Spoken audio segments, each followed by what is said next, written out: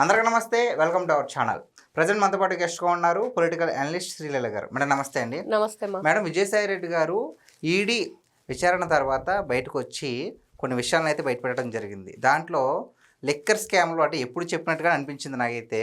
Liquor scam కర్త కర్మక్రియ కసిరెడ్డి, జగన్మోహన్ రెడ్డి గారు తెలియదు, ఈ విధంగా చెప్పుకొస్తున్నారు. అసలు ఆయన పార్టీ నుంచి బయటకు వచ్చింది దేనికి, ఆ విషయం ఒకటి క్లారిటీ లేదు. ఇంకొకటి ఏంటంటే వ్యవసాయం చేసుకుంటాను, నాకు అక్కడ క్వార్టర్లో మర్యాద దక్కలేదు, అందుకే బయటకు వచ్చేసాను అని చెప్పిన వ్యక్తి ఒక్కొక్క విషయం చెప్తున్నారు కానీ ఏది క్లారిటీ ఉండట్లేదు. దాని గురించి మీరు ఏమంటారు? విజయసాయి రెడ్డి నిన్నటి పరిస్థితి గమనిస్తే ముందు నుయ్యి వెనక గొయ్యి అన్నట్లుగా ఉంది. అంటే ఏం చేయాలో అర్థం కాని పరిస్థితి. ఇటు అడిగేస్తే ఏంటి, వెనక్కి అడిగేస్తే ఏంటి, ఇటు అడిగేసినా ప్రమాదమే. కాబట్టి చెప్పి చెప్పనట్లుగా, తెలిసి తెలియనట్లుగా అన్నట్లుగా ఆయనదంతా కూడా నిన్న ప్రెస్ మీట్ కొనసాగింది. అంటే అసలు ఎక్కువ విషయాలన్నీ కూడా జగన్మోహన్ రెడ్డి గురించో రాజకేశ్ రెడ్డి గురించో చెప్పాడు కానీ అసలు నీ పాత్ర ఏంటి, నువ్వేం చేశావు, నిన్ను ఈడీ ఏ క్వశ్చన్స్ అడిగింది, దానికి మీరేం ఆన్సర్ చేశారు, అవి కదా ఎక్కువ చెప్పాలి. నాకు ప్రతిసారి పెద్ద కన్ఫ్యూజన్ ఏంటంటే విజయసాయి రెడ్డి ఈ కార్యక్రమం జరిగేటప్పుడు ప్రతిసారి థర్డ్ టైం అనుకుంటా, నేను మళ్ళీ ఒకసారి వెళ్ళి ఆ వీడియో డేట్ చెక్ చేస్తాను ఛానల్లో. ఏంటి నేను చూస్తుంది టుడేనా లేకపోతే ప్రీవియస్ ఏదైనా తను చెప్పిందా అని. ఒకటే ప్యాటర్న్ సేమ్ అదే script. Jaganmohan Reddy press meet ఎలానో ఇది కూడా అంతే. డౌట్ వస్తుంది, ఓహో ఇదే ఓకే, కాకపోతే పాత స్క్రిప్టే చదువుతున్న విజయసాయి రెడ్డి అనుకుంటాం. ఎందుకు అంటే ఇక్కడ అందరూ అంటున్నారు జగన్మోహన్ రెడ్డిని ప్రొటెక్ట్ చేస్తున్నాడు విజయసాయి రెడ్డి అని. జగన్మోహన్ రెడ్డిని ప్రొటెక్ట్ చేస్తున్నాడా, తనని తాను ప్రొటెక్ట్ చేసుకుంటున్నాడా? తనను తాను ప్రొటెక్ట్ చేసుకుంటున్నాడు అని మీకు అనిపించింది అసలు. ఎందుకంటే ఇక్కడ ఒకటి, జగన్మోహన్ రెడ్డి A1, విజయసాయి రెడ్డి A2. జగన్మోహన్ రెడ్డి ఆత్మ విజయసాయి రెడ్డి జైలు మేటు 16 నెలలు ఇద్దరు ఎంత బాండింగ్ తో కలిసిమెలిసి ఉన్నారో జైల్లో అందరికీ తెలుసు. అందులోనూ జగన్మోహన్ రెడ్డి గారి ఫ్యామిలీతో 3 తరాలుగా ఈయన జర్నీ అవుతూ వచ్చాడు. మరి తర్వాత చూస్తే ఉత్తరాంధ్రని షాడో సీఎం గా ఏ విధంగా కొల్లగొట్టాడో కూడా అందరికి తెలుసు. మరి ఇన్ని విధాలుగా జగన్మోహన్ రెడ్డితో ఉన్న ఈయన ఇంటరాక్షన్ అంతా కూడా మరి అందరికి తెలిసి, మరి అన్నీ కూడా జగన్మోహన్ రెడ్డికి ఈయన ఒక ఏదైతే సెంట్రల్ గవర్నమెంట్ తో కలవాలన్నా, వాళ్ళతో మాట్లాడాలన్నా అన్ని కూడా ఇతని ద్వారానే జరుగుతాయి అనేది ఈ మధ్య కాలంలో విన్నాం. ఎవరు జగన్మోహన్ రెడ్డిని అసలు తీసుకెళ్లే వాళ్ళు లేరంట, ఢిల్లీ వెళ్ళి మాట్లాడి రాయబారం నడిపించే వాళ్ళు లేరంట అని. నిన్న విజయసాయి రెడ్డి మాటల్లో కూడా మీరు గమనించి ఉండొచ్చు. ఎందుకంటే చెప్తున్నాడు, కోటరీ నిన్ను ఇబ్బంది పెట్టిద్ది, జగన్మోహన్ రెడ్డి అమాయకుడు, చిన్నపిల్లడు, పాపం ఆయనకేం తెలీదు, కూటమిని ఎట్లా బద్దలు కొట్టాలో నేను వస్తే మంచి సలహాలు ఇస్తాను, నేను పాలేరు కంటే ఎక్కువ పనిచేస్తాను కానీ పాలేరుకి ఇచ్చిన విలువ కూడా నాకు ఇవ్వలేదు, ఇట్లా అన్ని. అంటే ఆయన పెట్టే ట్వీట్లు చూస్తుంటే ఒకటి జగన్మోహన్ రెడ్డి గారిని హెచ్చరిస్తున్నారు అర్థం కావట్లేదు, లేదంటే ఆ కోటరీని హెచ్చరిస్తున్నారు అర్థం కావట్లేదు. ఇక్కడ అక్కడే ఒక జర్నలిస్ట్ అడగడం జరిగింది, కోటరీ అంటున్నారు కదండి, ఇంతకీ ఎవరా కోటరీ అంటే ఆయన సమాధానం చాలా వేరుగా ఉంది. మరి దానికి ఏమంటారు చెప్పాలి? ఈ రోజున కోటరీ అన్న పదాన్ని ఎవరు ఇంట్రడ్యూస్ చేశారు? ఎవరు? విజయసాయి రెడ్డి. మరి ఈ రోజున ఆ జర్నలిస్ట్ అడిగిన క్వశ్చన్ ఏంటి? నిజంగా జర్నలిస్ట్ మళ్ళీ వెంటనే తిరిగి ఇంకో క్వశ్చన్ వేయాలి. ఆ కోటరీ అనేది మహా న్యూస్ తెలుసు, ఇంకో ABN తెలుసు, TV5 తెలుసు, TV9 తెలుసు, మీ అందరికీ తెలుసు, మీరందరూ చెప్పండి నన్ను ఎందుకు అడుగుతున్నారు అన్నాడు. కానీ ఆ క్వశ్చన్ తెచ్చింది వాళ్ళు కాదు కదా. అవును, ఫస్ట్ అది ప్రపంచానికి తీసుకొచ్చింది నువ్వు చెప్పాలి. వాళ్ళని తిరిగి క్వశ్చన్ చేస్తే ఎవరండి ఫస్ట్ కోటరీ గురించి మాట్లాడింది, మీరా మేమా అని వాళ్ళు అడగాలి వెంటనే, మీడియా వాళ్ళు అడిగితే అప్పుడు ఆయన నెక్స్ట్ ఏం చెప్తాడనేది తెలిసేది. ఇలాగా అయితే ఎవరైతే విజయసాయి రెడ్డి అనే వ్యక్తి మీరంటున్నట్లుగా ట్వీట్ చేస్తాడు, ట్విట్టర్ లో రెట్టెల రెడ్డి అని ఆయనకు చాలా పేరుంది గతంలో. ఈ రెట్టెల రెడ్డి ఆయన నిన్న కూడా చెప్పాడు, అంటే తిట్టే నోరు తిరిగే కాలు ఊరకన ఉండవు, అట్లానే నేను వ్యవసాయం చేసుకుంటూ ఉన్నాను కానీ మధ్య మధ్యలో నా చెయ్యూరుకు ఒక పోస్టులు పెడుతూ ఉన్నానని. అవి ఎలాంటి పోస్టులు, ఏ విధంగా పెడుతున్నాడంటే గతంలో చాలా నెలల క్రితం పెట్టాడు, ఏంటంటే కర్మ అనుభవించక తప్పదు, మన భగవద్గీత శ్లోకం పెట్టాడు, కర్మ చేయవలసిందే, అది ఆపటానికి ఎవరి తరము కాదని.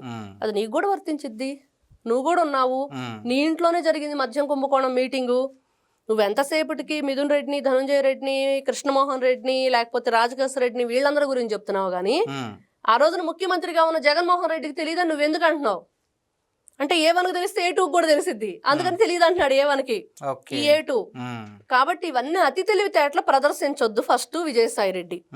ఇంకొక సాయినో జర్నలిస్ట్ సాయి గురించి తీసుకురావటమో ఇంకోటో ఈ డైవర్షన్ పాలిటిక్స్ చూసి ప్రజలు విసిగి వేసారిపోయి అంతకంటే తెలివిగా ఆలోచించడం మొదలు పెట్టారు. Number 1 point. నెంబర్ 2 ఏంటంటే ఈ A2 గురించి అబ్బా పెద్ద కేటుగాడరా బాబు అనే స్థితికి వచ్చేసారు ఆల్రెడీ. ఈ రోజున కొత్తగా వచ్చే ఈయన చెప్పే సూక్తి ముక్తావళిలు వినే దీనిలో ప్రజలు లేరు. ఏంటంటే నువ్వు ఈడీ ఏం అడిగిందో చెప్పాలి, అది వదిలేసావు. వ్యవసాయం అన్నావు, అది గంజాయా ఏంటనేది కూడా ప్రజలకు ఈ రోజున పెద్ద క్వశ్చన్ మార్కు. ఏం వ్యవసాయం చేస్తున్నావు, ఎక్కడ పంటలు పండిస్తున్నావు, ఏ విధంగా పండిస్తున్నావు, దిగుబడి ఎంత వచ్చింది, దాని గురించి చెప్పు కాసేపు. అది చెప్పడు, వ్యవసాయం అంటాడు. అదే వ్యవసాయం అనేది ఎవరికి కూడా అర్థం కాని విషయం. అంటే కేవలం తనను తాను కాపాడుకోవడానికి మాత్రమే పార్టీ నుంచి బయటకు వచ్చేసారంటారు. అంటే రాజ్యసభ సభ్యత్వం ఇంకా ఉండగానే బయటకు వచ్చేసింది కేవలం తనను తాను కాపాడుకోవడానికి అంటారా? జగన్మోహన్ రెడ్డిని తనని ఇద్దరిని అతను కాపాడితే తను కాపాడుకున్నట్టే. జగన్మోహన్ రెడ్డి ఆత్మ కదా. ఈ రోజున క్వార్టరీ ఇక్కడ ఒకటేంటంటే అక్కడ వీళ్ళందరితో పాటు ఇమడలేకపోతున్నాడు అనేది ఒకటైతే, వీళ్ళతో ఉంటే నేను కూడా ఇంకా మునిగిపోతాను, ఆ మునిగే నావలో ఉండటం అనవసరం, ఇంకా ఏదో బ్రతుకు జీవుడాన్ని బయటపడి ఏదో విధంగా తప్పించుకొని తిరుగుదాము. ఎక్కడ నీళ్లుంటే ఇప్పుడు చేప ఒక కొలను ఎండిపోతుందంటే ఎలా సేఫ్ సైడ్ వెళ్ళిపోయిద్దో అలా వెళ్ళాడు, సేఫ్ సైడ్ అనుకుంటున్నాడు. కానీ చేసిన తప్పులకి ఆయన పెట్టిన శ్లోకమే ఆయనకి ఈ రోజున వర్తించిద్ది. విజయసాయి రెడ్డికి ఈ వీసారెడ్డి గతంలో ఏ శ్లోకం అయితే పెట్టాడో అది అతనికే తెలుసు. మనం కర్మ చేశాము, శిక్ష అనుభవించాలి, చేయకుండా మానలేము, అలాగని చెప్పేసి శిక్ష అనుభవించకుండా కూడా ఉండటం జరగదు. ఇవన్నీ ఇన్ని రకాలుగా ఉండి నువ్వు ఈ రోజున ఏం చేద్దామని అనుకుంటున్నావు, ఏ విధంగా నువ్వు ఈ రోజున ప్రెస్ మీట్ పెట్టావు, దాంట్లో చెప్పిన అంశాలేంటి, జగన్మోహన్ రెడ్డి గారి గురించి మీరు ఒక్క మాట కూడా అనకపోవటం వెనక కారణం ఏంటి, పవన్ కళ్యాణ్ చంద్రబాబు నాయుడు ఇద్దరు కలిసి ఉంటే మళ్ళీ కూటమి వచ్చిద్దని చెప్పటం ఏంటి, వాళ్ళిద్దరిని విడగొట్టండి అని చెప్పేసి చెప్తున్నాడు. ఇప్పుడు నిన్న ప్రెస్ మీట్ లో విడగొట్టడం ఎవరం తరం కాదు అని చెప్తున్నాడు. పాదయాత్ర చేస్తే పదవులు వస్తాయా అని చెప్తున్నాడు.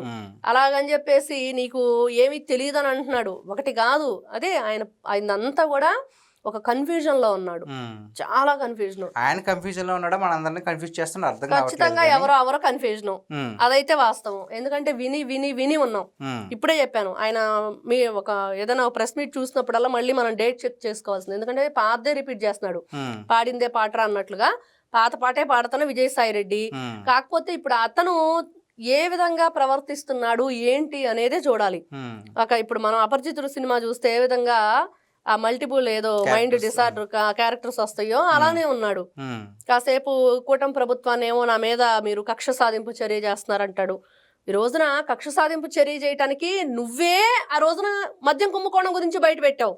మా ఇంట్లోనే జరిగింది, ఇదిగో పలానా వ్యక్తులు అందరూ మా ఇంట్లో ప్రెస్ మీటింగ్ పెట్టుకున్నారు అని. ఎవరు చెప్పారు ఆ విషయాన్ని? విజయసాయి రెడ్డే కదా.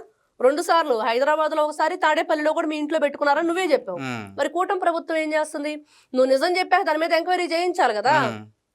మనీ లాండరింగ్ ఎంత జరిగింది, ఎంత మనీ మీరు దాని నుంచి కొట్టేశారు, ఎంతమంది ప్రజల ప్రాణాలు పోవడానికి మీరు కారణమయ్యారు. ఇన్ని రకాలు ఉంటాయి. ఈ రోజున కూటమి ప్రభుత్వం గురించి మాట్లాడుతున్నావు, క్వార్టరీ గురించి మాట్లాడుతున్నావు. మరి గతంలో నీ జగన్మోహన్ రెడ్డి నువ్వు కలిసి 5 సంవత్సరాల పరిపాలనలో రాష్ట్రాన్ని అంధకారంలో నెట్టేసిన దాని గురించి ఎందుకు మాట్లాడవు? గట్రాల మీద బొమ్మలు వేయడానికి 22 కోట్లు, పాస్ పుస్తకాల మీద బొమ్మలు వేయడానికి 162 కోట్లు. మరి అదే విధంగా ఇది మొత్తం కలిపి ఈ రోజున ఆ రాళ్ల మీద బొమ్మలు దుడిపేస్తామని చెప్పి ఏడుస్తున్నాడు వచ్చి నిన్న. మీరు గమనించారా?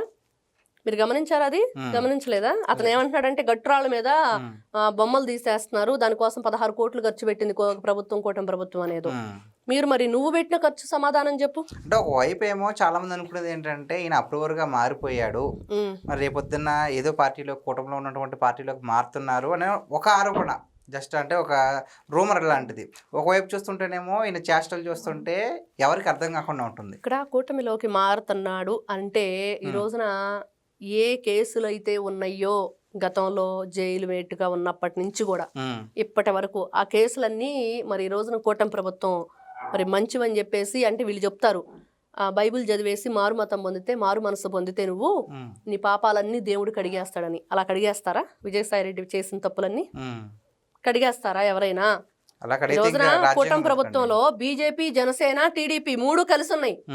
వైఎస్ఆర్సీపీ పార్టీలో ఉన్న విజయసాయి రెడ్డి బయటకు వచ్చేసి వ్యవసాయం చేసుకుంటున్నానన్న వ్యక్తి మాటలను పట్టుకొని ఎవరైతే కూటమి ప్రభుత్వంలోకి వస్తాడు అని అంటున్నారో, మరి ఈయన చేసిన గత చరిత్ర ఏదైతే ఉందో దాంట్లో జరిగినవన్నీ కూడా ఏం చేస్తారు? మేము కలుపుకుంటామని అంటారా? మేము కూడా దానికి బాధ్యులం అంటారా? ఏం పర్వాలేదు మేము ఉన్నామని వీళ్ళు బ్లెస్సింగ్ చేస్తారా? అభయహస్తం ఇస్తారా? ఏ విధంగా ప్రజలు చూడాలి? ఈ రోజున ఏ కూటమినైతే బద్దలు కొట్టలేరు, ఎవరు వీళ్ళు కలిసి ఉంటే ఎంత ఐకమత్యంగా ఉంది, రాష్ట్రాన్ని ఏ విధంగా తీసుకెళ్తున్నారు అనేది విజయసాయి రెడ్డికి అర్థమైంది. నెంబర్ 1. తర్వాత ఇప్పుడు దాన్ని విడగొడితే గానీ మీరు గెలవరు అనేది జగన్మోహన్ రెడ్డికి చెప్తున్నాడు. కానీ మీరు అంటున్నట్లుగా అదే కూటమిలోకి ఈయన ఎందుకు వెళ్తాడు? వెళ్తే ఇప్పుడు ఈ రోజున ఈ మంచితనం, ఈ ఐకమత్యం ఏదైతే ఉందో ఆ మంచితనం పోగొట్టుకున్నట్లే. ఎవరు కూడా చూస్తూ దొంగను తీసుకొచ్చి ఇంట్లో పెట్టుకోరు, దొంగకు పిల్లనివ్వరు, మన ఇంటి అల్లుడిని చేసుకోరు, లేకపోతే మన ఇంట్లో పనివాడుగా కూడా ఉంచుకోరు కనీసం. ఎందుకంటే వాడు ఎంత మారినా కూడా ఆ బుద్ధి ఎక్కడో చోట ఉండిద్ది కాబట్టి వాడితో ఎంతసేపటికి వీడి అనుమానం ఉండిద్ది యజమానికి. అరే దొంగని తెచ్చి పెట్టుకున్నాము, వీడు మనం లేనప్పుడు ఏం చేస్తాడో, అట్లా చేస్తాడేమో, ఇట్లా చేస్తే వీడి మనశ్శాంతి ఉండదు. కాబట్టి ఏదైనా ఒక వ్యక్తిత్వం, ఒక మనిషి మనస్తత్వం, ఆయన ఆలోచన విధానం, ఆయన క్యారెక్టర్ ఏంటి అని చూసినప్పుడే మరి ఇంత జరిగిన తర్వాత కూడా మరి ఎవరు కూడా తీసుకెళ్ళరు. ఇప్పుడు కవిత గారి విషయానికి వచ్చాము, మరి ఏం జరిగింది? ఆవిడ ఎందుకు పార్టీ పెట్టుకుంది? తండ్రిని, అన్నని, అందరినీ వదిలేసి బయటికి ఎందుకు వచ్చింది? వాళ్ళ మీద ఎందుకు ధ్వజం ఎత్తుతుంది? ఇలాగా ఇప్పుడు రెండిటికి చెడ్డ రేవళ్ళలాగా ఎవరికి వీళ్ళు ఇంటికూడికి బంతికూడికి 2 చెడ్డోళ్ళు అయిపోతారు. ఎక్కడా కూడా ఒక మంచితనం ఎప్పుడైనా ఒక నాయకుడు, అందుకనే నాయకులు ఏ విధంగా ఉండాలి, ఎందుకు రాజకీయాలను వీళ్ళు ఈ విధంగా భ్రష్టు పట్టించారు వైఎస్ఆర్సీపీ పార్టీ వాళ్ళు అనంటే ఇదిగో ఇంత చరిత్ర. వాళ్ళు దేనికి కూడా ఎవరు తీసుకుంటారు? తీసుకుంటే మీకు నాయకత్వ లక్షణాలు ఎక్కడి నుంచి వస్తాయి? ఆ లక్షణాలు ఉన్నవాళ్ళు వేరే ఉంటారు, తీసుకున్న వాళ్ళు ముందుకు వెళ్తారు, ప్రజలతో మమేకం అవుతారు, మంచి స్థాయిలో నిలబడతారు. కానీ ఈ రోజున 11 మంది ఎమ్మెల్యేలే మనకి అసెంబ్లీకి రాకుండా ఇబ్బంది పెడుతున్నారు ఆ నియోజకవర్గ ప్రజల్ని. ఇంత చరిత్ర ఉంది. ఏదో వచ్చేస్తాడు, కూటమిలోకి తీసుకుంటారు విజయసాయి రెడ్డిని అనేది మాత్రం వాస్తవం కాదు. నమస్తే అమ్మా.